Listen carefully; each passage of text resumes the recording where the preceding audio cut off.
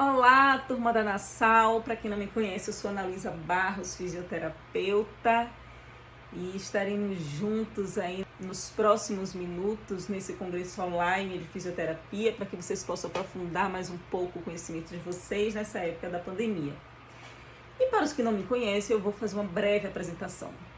Eu sou fisioterapeuta desde 2002 pela Escola Baiana de Medicina, colei grau em janeiro de 2003, fiz uma pós-graduação em fisioterapia dermatofuncional, formação em RPG, mestrado em tecnologias em saúde e fiz a prova de títulos para obter o título de especialista em fisioterapia dermatofuncional, pelo Conselho Federal de Fisioterapia, pelo COFITO, e a Brafidef, que é a Associação Brasileira de Fisioterapia Dermatofuncional.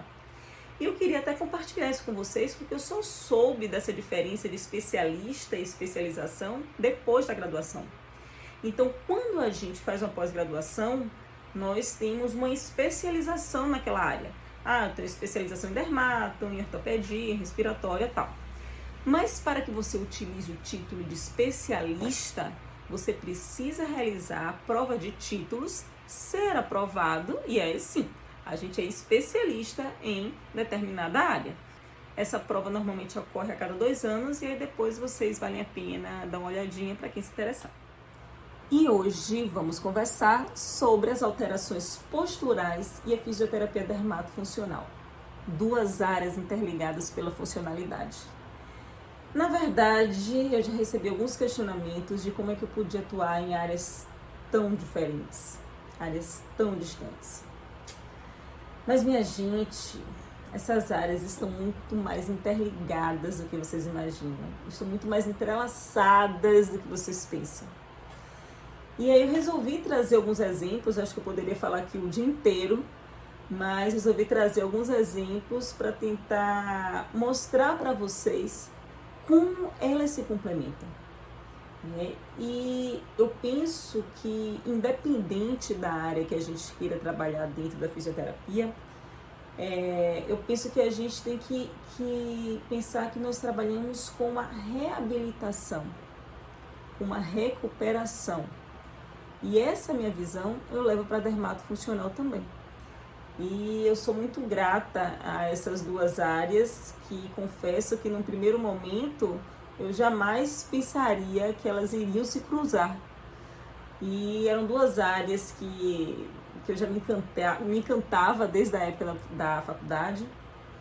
E de repente parecia que, como um passe de mágica, eu estava utilizando recursos de 2 áreas diferentes no mesmo paciente.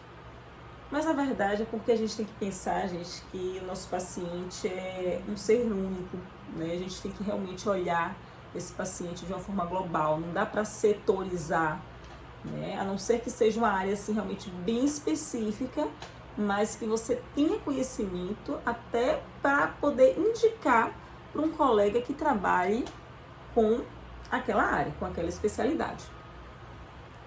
E aí, falando um pouquinho, né, só para introduzir o assunto, eu quero falar para vocês que a dermatofuncional, ela é já uma especialidade da fisioterapia, ela foi reconhecida como especialidade em 2009, e em relação às alterações posturais, né, as escolas de postura, talvez o RPG seja o mais conhecido, né, ou não, a reeducação postural global. Mas existem algumas escolas de postura que visam melhorar essa mecânica postural. A gente tem, por exemplo, o Rolf, que trabalha muito com liberação miofascial. A gente tem as cadeias musculares de Busquet. A gente tem o método GDS.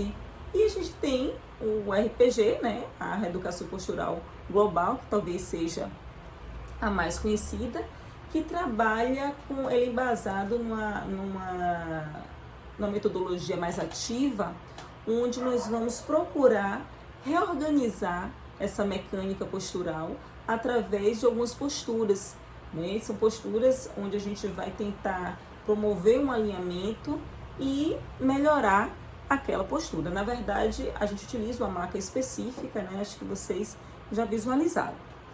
Pois bem, vamos na relação, vamos conversar um pouquinho sobre a relação entre elas.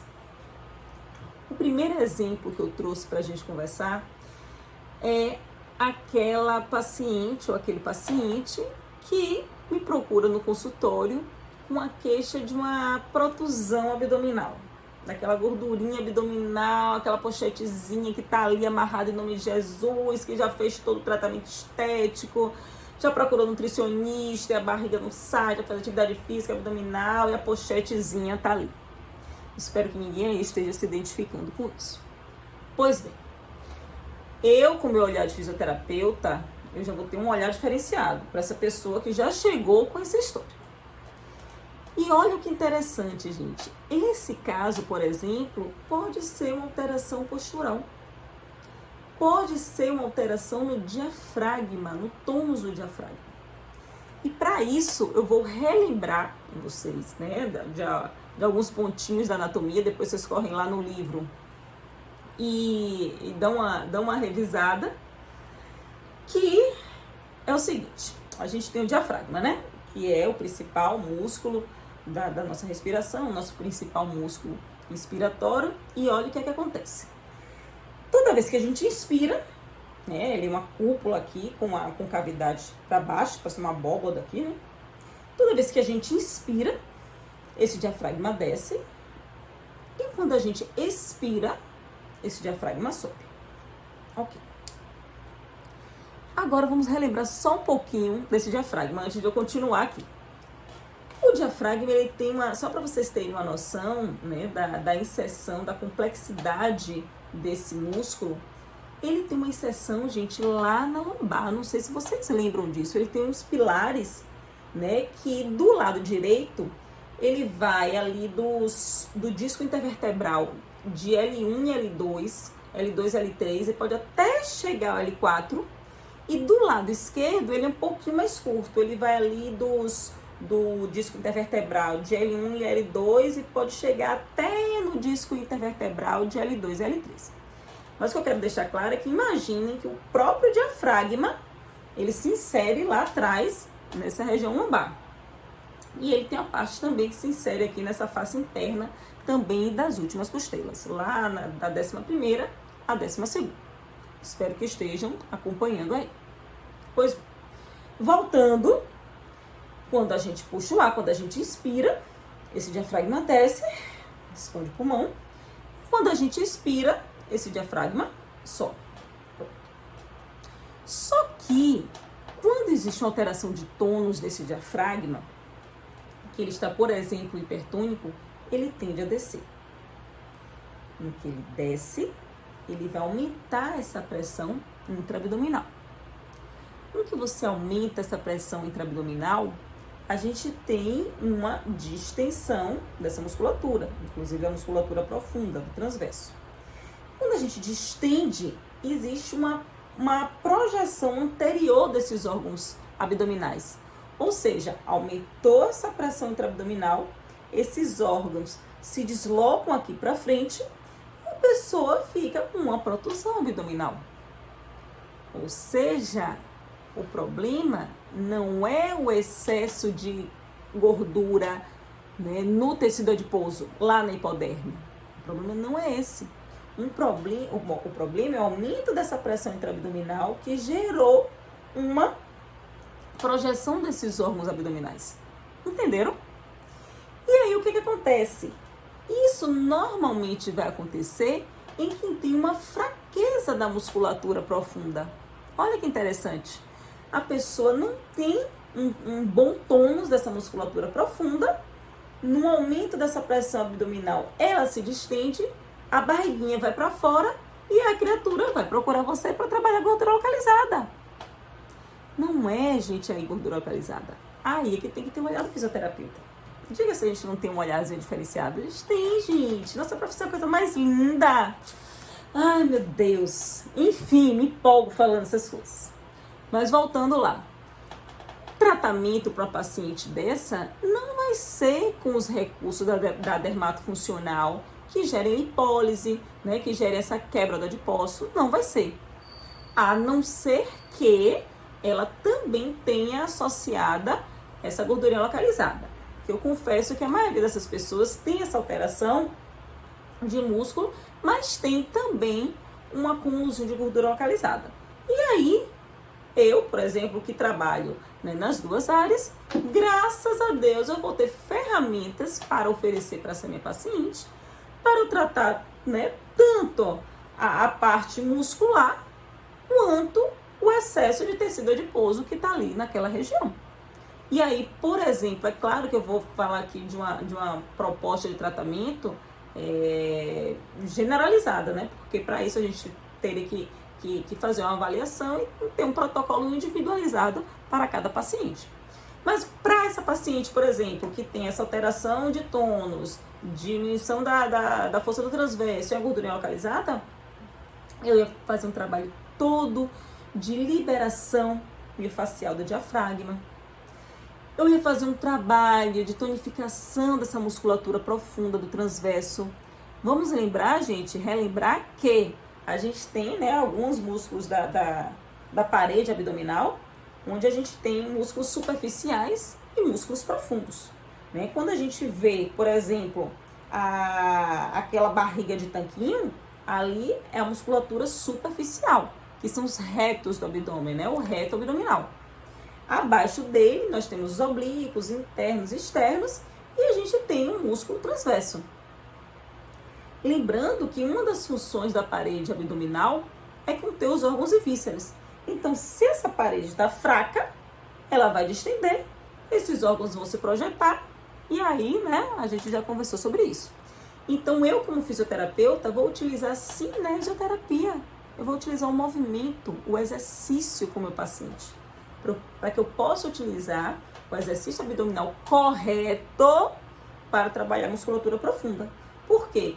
Porque se eu trabalho ou oriento um exercício abdominal qualquer, eu posso aumentar essa pressão intraabdominal, que é tudo que eu não quero para esse paciente. Tranquilo aí? E aí, para gordura localizada, eu posso utilizar diversos recursos que geram lipólise.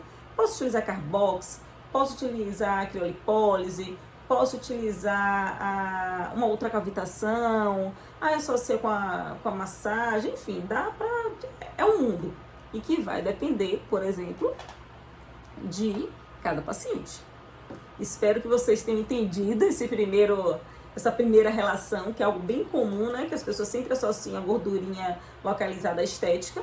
E vocês estão vendo aí que pode ser uma alteração realmente nessa biomecânica da parede abdominal. E ainda esqueci de falar uma coisa. Toda essa parte do transverso do abdômen, toda essa fáscia, ela está interligada com a fáscia tóraco-lombar. Ou seja, quando a gente tem essa distensão do transverso, quando esse tônus está diminuído, ela também está interligada com a fáscia tóraco-lombar, e isso pode gerar uma tensão nessa região e a pessoa ter dor lombar. Ou seja, além da gordurinha localizada, a criatura pode evoluir com a dor lombar.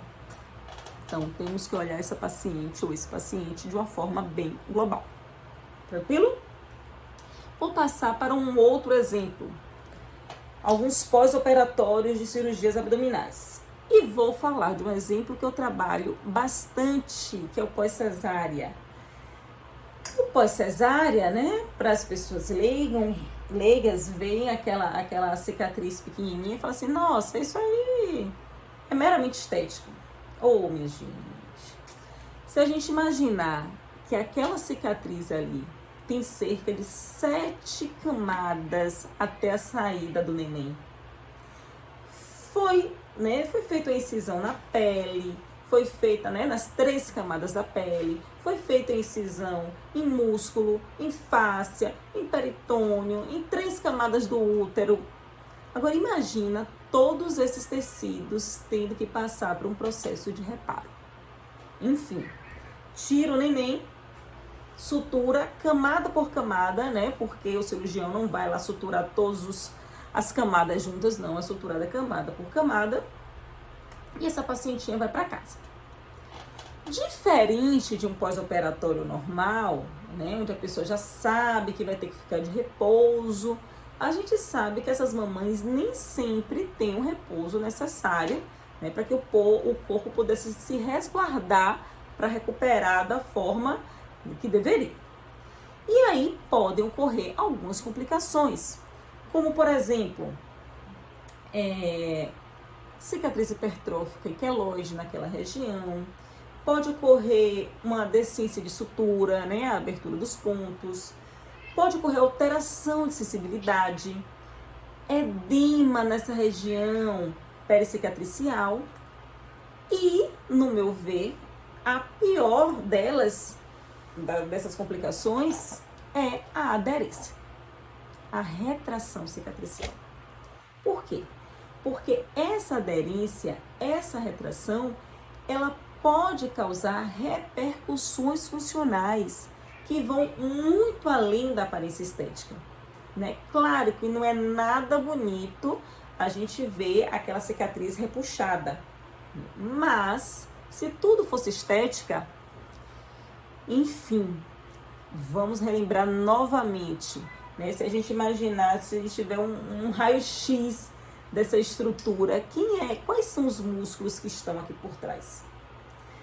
E aí a gente lembra do psoas, gente, do ilho psoas, que é um músculo tão importante na biomecânica da nossa cintura pélvica, né? É tão importante na manutenção da nossa coluna lombar. E aí, se eu puder relembrar para vocês aqui a anatomia do psoas, ele tem, né, o psoas maior, ele sai lá da lombar. Na verdade, tem uma partezinha que sai do processo transverso, imagina, de T12, da torácica, até L5, e tem uma outra parte de feixe muscular que sai dos corpos vertebrais de L1 até L4. Então, o psoas maior, ele sai dessa coluna, né, aqui da torácica, da torácica até a L5, e o ilíaco, ele fica ali naquela fossa ilíaca. E aí, eles vão finalizar no trocânter menor aqui do fêmur. Então, olha a dimensão desse músculo. E imagina se nessa cesárea, se a gente não fizer todo um trabalho para evitar essa aderência, gente, a comunicação de faces superficiais e face profunda, a gente pode correr o risco de gerar um encurtamento, uma retração facial e comprometer a biomecânica do psoas. E aí a gente pensa, qual a principal ação do psoas? É fazer uma flexão de tronco. Ou seja, a pessoa procura o fisioterapeuta para fazer um pós-operatório, que normalmente as pessoas associam sempre a drenagem linfática, né? Como se fosse o único problema fosse o edema. E não imaginam as alterações, as repercussões na funcionalidade que a pessoa pode evoluir se não tiver um tratamento correto. Percebem o quão bela é a nossa profissão? O quanto que a gente tem que abrir o olhar para a nossa área, para dermatofuncional. Claro que eu tenho que me preocupar com a cicatriz, em deixar ela com aspecto estético, né, o mais belo que eu conseguir. Mas, gente, a parte relevante da coisa é que a gente consiga dar função para aquela cicatriz, para aquela paciente, e que ela não desenvolva nenhuma alteração por causa de uma cirurgia de cesárea. Então, claro que a gente sabe que a cicatriz em si, ela é o resultado de um conjunto de processos biofísicos e bioquímicos que visam reconstituir essa continuidade da pele. E quando existe uma alteração nesse equilíbrio mecanobiológico, a gente vai ter um comprometimento nesse processo de cicatrização. E é aí que entra o fisioterapeuta, porque a literatura já aponta que as forças mecânicas agem de formas diferentes no tecido. Então, a depender do estímulo que eu der nesse tecido, eu posso, por exemplo, aumentar a produção do fibroblasto, como promover uma reorganização naquele tecido. Se a gente imaginar, por exemplo, que tudo que eu não quero é aumentar essa quantidade de cicatrização ali, senão eu posso gerar uma cicatriz hipertrófica, numa lipoaspiração poderia gerar uma fibrose, por exemplo, é tudo que eu não quero. Eu quero reorganizar, quero realinhar, eu quero prevenir uma cicatriz, eu quero prevenir uma retração. Para isso eu vou trabalhar com determinado tipo de terapia manual. E olha que coisa interessante isso, né? Às vezes a pessoa leiga imagina que massagem é tudo igual, que qualquer toque, seja rápido, seja lento, seja forte, seja superficial, vai gerar a mesma ação ali embaixo daquele tecido, e não vai. Cada toque, cada compressão, cada tipo de força mecânica que age naquele tecido vai gerar um tipo de estímulo diferente. Por isso a gente tem que saber o que é que a gente está fazendo no paciente. Porque um profissional mal habilitado, ele pode comprometer a cirurgia. Ele pode gerar mais fibrose, ele pode gerar uma cicatriz hipertrófica, numa cicatriz que fisiologicamente evoluiu de uma forma perfeita. Então, tenham esse cuidado. Querem trabalhar com dermatofuncional, com pós-operatório? Estudem terapia manual. Estudem a ação da técnica que você vai utilizar, o que é que ele está causando ali naquele tecido. Né? Então, é muito importante. Estudem reparo tecidual, aquelas fases da cicatrização, processo inflamatório, a fase inflamatória, fase proliferativa, fase de remodelamento. Ah, meu Deus, pensei que isso tudo era só teoria. Não, gente, sabe por quê? Porque se eu sei em que fase o meu paciente está, eu vou utilizar os recursos terapêuticos adequados para cada fase.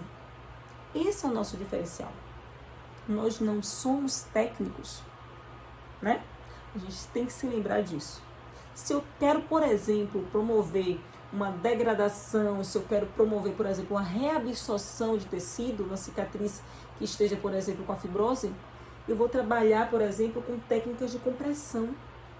Porque eu sei que técnicas de compressão, eles vão estimular a liberação de enzimas que degradam os tecidos, as metaloproteinases, por exemplo.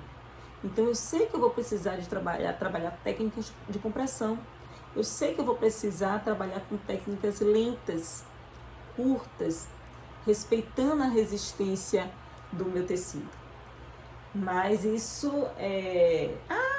como é que você sabe disso? Gente, é sentar, estudar, fazer cursos, se especializar. Não tem como ser só mais um no mercado de trabalho, né? Bom, então, uma paciente de cesárea, eu vou trabalhar muita terapia manual, muitos recursos posturais, muito alongamento, muita liberação miofascial. Vou trabalhar drenagem linfática, sim, mas eu tenho que ter esse outro olhar. Porque se eu gero, voltando lá para o nosso amigo pessoas, se eu não trabalho essa cicatriz com um olhar mais global, eu posso causar uma aderência dessa fáscia, desse músculo, né, mais profundo, como pessoas, e ele vai gerar um encurtamento. Se ele gera um encurtamento, ele vai gerar uma flexão de tronco. E aí, vou relembrar novamente o que é que acontece com essa flexão de tronco. Volto lá para a postura, para o RPG. Lembram que toda vez que existe a flexão de tronco, a gente tem os discos intervertebrais. Dentro do disco, a gente tem um núcleo e esse núcleo se movimenta. Toda vez que eu vou para frente, esse núcleo vai para trás. Toda vez que eu faço extensão, esse núcleo vai para frente. Só que eu permanecendo muito tempo nessa postura fletida, esse núcleozinho do disco ele vai se posteriorizando. Só que quando ele vai se posteriorizando, quem é que está aqui atrás? Canal medular, medula, raiz nervosa, ligamentos que são inervados. E aí o que acontece? A criatura fez a cirurgia cesárea, não teve um tratamento correto, gerou uma aderência, gerou uma retração, gerou um encurtamento de pessoas, flexão de tronco, posteriorização do disco. Quando ele sai do disco, é o quê? Hérnia de disco. Aí, de brinde, a criatura ganhou hérnia de disco.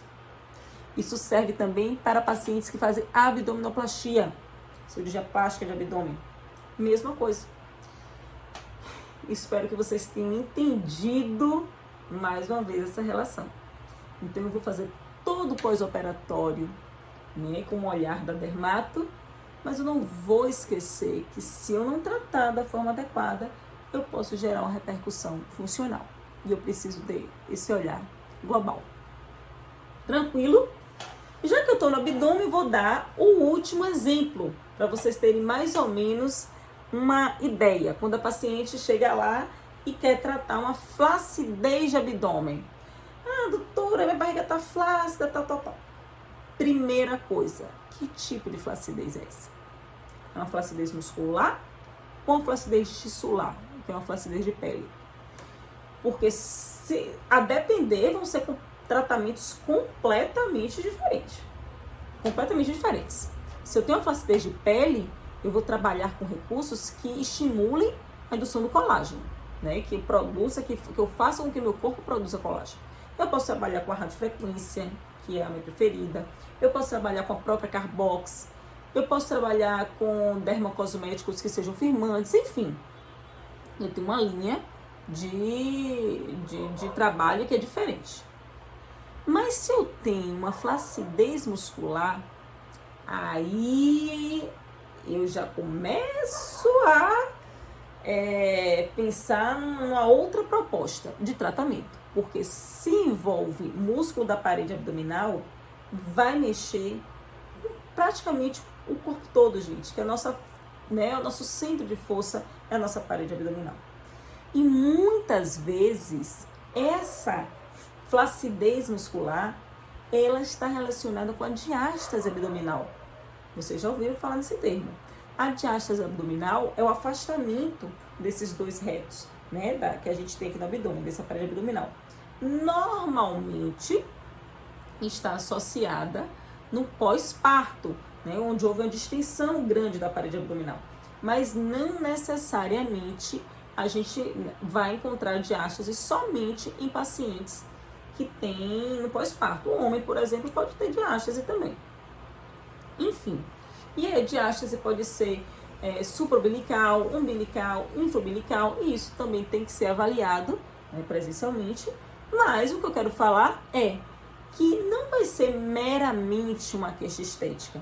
E a depender do grau da diástase, a fisioterapia não vai nem poder ajudar. A depender do grau da diástase, o tratamento é realmente cirúrgico. Mas se pudermos ajudar, a gente tem alguns recursos que a gente pode trabalhar. Uma delas, por exemplo, é a ginástica hipopressiva. É aquela ginástica que é conhecida como vácuo abdominal. Por quê? Porque a gente vai trabalhar com a pressão negativa. A gente vai diminuir essa pressão intraabdominal. A gente vai diminuir, ou melhor, a gente vai ativar essa musculatura profunda, a gente vai ativar o transverso, né? A gente vai evitar um aumento da pressão abdominal que normalmente acontece naquela execução dos abdômenes tradicionais. Então, às vezes, pela falta do conhecimento, você até quer ajudar a criatura achando que, né, que se indicar o abdominal, ela vai melhorar essa flacidez, e aí a pessoa vai piorar aquela diástase, porque não é todo abdominal que é indicado para diástase, e se a pessoa executa de uma forma incorreta, ela corre o risco de aumentar essa pressão intraabdominal e aumentar esse quadro. Então, gente, o negócio é sério. Querem trabalhar? Estão trabalhando com pessoas, com gente, estudem. Se diferenciem. Então, para o tratamento de diástase, existe uma série de exercícios abdominais específicos que a gente precisa tratar. Um deles, onde a gente trabalha essa musculatura profunda, é a ginástica hipopressiva, que é fantástica para a diástase abdominal. Claro que existem outros abdominais também que são indicados, mas de preferência que nesse momento a paciente seja acompanhada por um fisioterapeuta por se tratar de um processo de reabilitação. Uma vez condicionada essa força, a gente pode encaminhar para um colega da educação física, né? Para que mantenha esse trabalho e dê continuidade ao ganho que essa paciente teve. A gente pode trabalhar, por exemplo, a eletroestimulação, a corrente russa, né? Associada também a um abdominal correto e indicado, sempre com uma condução correta, né? Se a gente pedir, por exemplo, para a paciente colocar um umbigo nessa região, eu sempre peço para tentar encostar o umbigo nas costas, né? Para evitar o aumento dessa pressão intraabdominal. Ai, gente, eu acho que eu já dei pelo menos alguns exemplos, né, de como a dermatofuncional se liga a essas alterações posturais. E espero que eu tenha aberto um pouco a mente de vocês, porque o fisioterapeuta realmente ele tem um olhar diferenciado. A fisioterapia é uma área apaixonante e acho que o meu recado era esse. Qualquer dúvida que vocês tiverem, quero deixar aqui também um convite para vocês.